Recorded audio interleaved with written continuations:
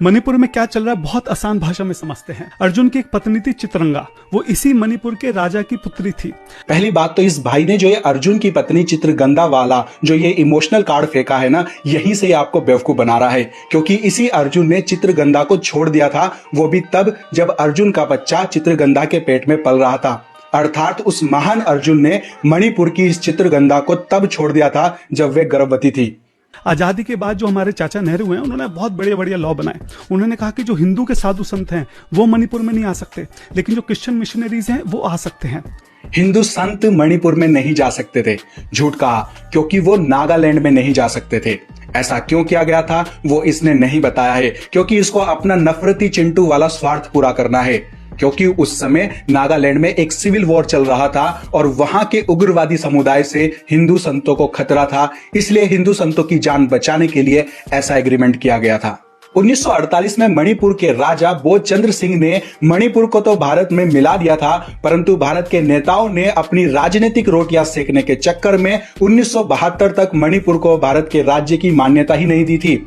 यानी कि 1948 से लेकर 1972 तक लगभग 25 सालों तक मणिपुर को भारत का राज्य ही नहीं माना जाता था। दूसरी बात, हिंदू साधुज और क्रिश्चियन मिशनरीज को इसने यहाँ पर जानबूझकर कॉन्फ्लिक्ट करके बताया है, जबकि हिंदू साधुज की जान बचाने के लिए नागा उग्रवादियों से यह समझौता किया गया था नागालैंड में, ना कि मणिपुर में। उसके अलावा जो वहाँ क्रिश्चियंस थे उनको SC/ST का भी दर्जा दे दिया, वहां पे उनको रिजर्वेशन मिल गए, मतलब जॉब में, पढ़ाई में, हर चीज में उनके पास रिजर्वेशन है। वो हिंदुओं की जमीन ले सकते हैं, लेकिन हिंदू जो है वो क्रिश्चियंस की जमीन नहीं ले सकते। और क्रिश्चियंस को ST/ST का दर्जा दे दिया। भाई कौन सा नशा करके ये वीडियो बनाई है? क्रिश्चियंस वहां के आज भी क्रिश्चियंस ही हैं। धर्म के इंडेक्स में जब क्रिश्चियंस पे टिक लगा देते हैं ना, तब SC/ST का दर्जा नहीं मिलता है। और जो मणिपुर के SC/ST लोग पहले ही थे वो मसीह विश्वासी बने हैं, जो मसीह सत्संग को फॉलो करते हैं। और शायद इसी बात की तुमको तकलीफ हो रही है कि वहां के SC/ST चर्च क्यों जाते हैं। वो हिंदुओं की जमीन ले सकते हैं, लेकिन हिंदू जो है वो क्रिश्चियंस की जमीन नहीं ले सकते। और इन सब का नतीजा ये हुआ कि वहां बहुत तेजी से कन्वर्जन हुआ और आज 50 साल के अंदर अंदर जो हिंदू हैं वो वहां पे माइनॉरिटी में आ गए हैं। अब माइनॉरिटी में आने के बाद हिंदू कोर्ट के पास गए, बोले भाई अब तुम खुद माइनॉरिटी में, अब हमें भी रिजर्वेशन दे दो। कोर्ट ने कहा बात तो सही है, हिंदुओं के फेवर में डिसीजन आया। भाई हिंदू वहां पर क्रिश्चियंस की जमीन नहीं ले सकते, क्योंकि वहां पर क्रिश्चियंस मात्र 0.5% है और वहां के ST/ST समुदाय के लोग अलग हैं और क्रिश्चियंस अलग हैं। वीडियो बनाने से पहले यार इतनी तो जानकारी ले लेते। और अगर तेजी से कन्वर्जेशन हुआ है तो क्या वहां पर मात्र 0.5% क्रिश्चियंस होते? कमाल है यार। और अगर तुम मणिपुर के SC/ST लोगों को जो चर्च जाते हैं और मसीह सत्संग को ज्वाइन करते हैं उनको क्रिश्चियन समझ रहे हो तो भी तुम गलत हो, क्योंकि बेसिकली मणिपुर की हिंसा 3 समुदाय के बीच में हुई है। पहला वहां के मतई हिंदू लोग जो कि मेजोरिटी में है, जिनकी जनसंख्या अभी भी 64.6% ऑन गवर्नमेंट रिकॉर्ड है। दूसरा वहां के SC/ST समुदाय के कुकी लोग जो माइनॉरिटी में है। और तीसरा मणिपुर के ही कुकी जोमी समुदाय के उग्रवादी लोग जो आजादी के समय से ही वहां पर आजाद मणिपुर की मांग कर रहे हैं।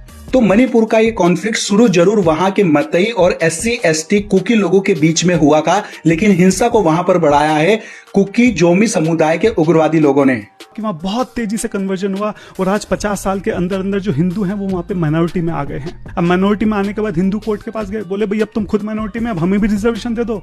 हिंदू वहां पर माइनॉरिटी में आ गए हैं। वहां पर हिंदू आज भी ऑन रिकॉर्ड 64.6% है और हिंदू होने के नाते मतई लोगों पर ऑलरेडी रिजर्वेशन है SC और OBC रिजर्वेशन के नाम से। उन लोगों को ST रिजर्वेशन की जरूरत ही नहीं है। अब माइनॉरिटी में आने के बाद हिंदू कोर्ट के पास गए, बोले भाई अब तुम खुद माइनॉरिटी में, अब हमें भी रिजर्वेशन दे दो। कोर्ट ने कहा बात तो सही है, हिंदुओं के फेवर में डिसीजन आया। इस बात से गुस्सा होकर जो क्रिश्चियंस हैं वो हिंदुओं को मार मार के मणिपुर से बाहर निकाल रहे हैं। दोस्तों इस नफरती चिंटू को सच नहीं बताना है, बल्कि क्रिश्चियंस के प्रति नफरत फैलानी है। बोल रहा है कि वहां के क्रिश्चियंस ने हिंदुओं को मार मार के बाहर निकाल दिया और फोटो लगा रखी है नागालैंड के उग्रवादी समूह की। भाई भारत के क्रिश्चियंस के हाथ में बाइबल मिलेगी, ना कि बंदूक। और अगर क्रिश्चियंस मार मार के बाहर निकाल रहे हैं तो 250 से ज्यादा चर्च जल गए हैं, 66,000 से ज्यादा लोग अपने घरों से बेदखल हैं, 108 से ज्यादा क्रिश्चियंस गांव उजड़ गए हैं। यानी कि क्रिश्चियंस अपने ही चर्च जला रहे हैं, अपने ही घर और अपने ही गांव को उजाड़ रहे हैं। शाबाश। मणिपुर में भारत के मसीह क्या कर रहे हैं खुद इस वीडियो में देख लो। दिन रात प्रार्थनाएं कर रहे हैं रो रो कर। और मसीहों की प्रार्थनाओं और चर्चों से किसके पेट में दर्द होता है ये तुम्हारी वीडियो देखकर पता चल रहा है। किस तरह से तुम बेबुनियादी आरोप क्रिश्चियंस पर लगा रहे हो। दूसरी बात, मणिपुर में बहुसंख्यक लोग मतई हिंदू, वहां की सरकार मतई हिंदू लोगों की, वहां का मुख्यमंत्री मतई हिंदू, केंद्र में सरकार हिंदुओं की, और क्रिश्चियंस हिंदुओं को मार मार कर बाहर निकाल रहे हैं। अपनी नफरत के चलते इस भाई ने अपनी वीडियो में एक बार भी मणिपुर के कुकी जोम्बी उग्रवादी समुदाय की बात नहीं की है।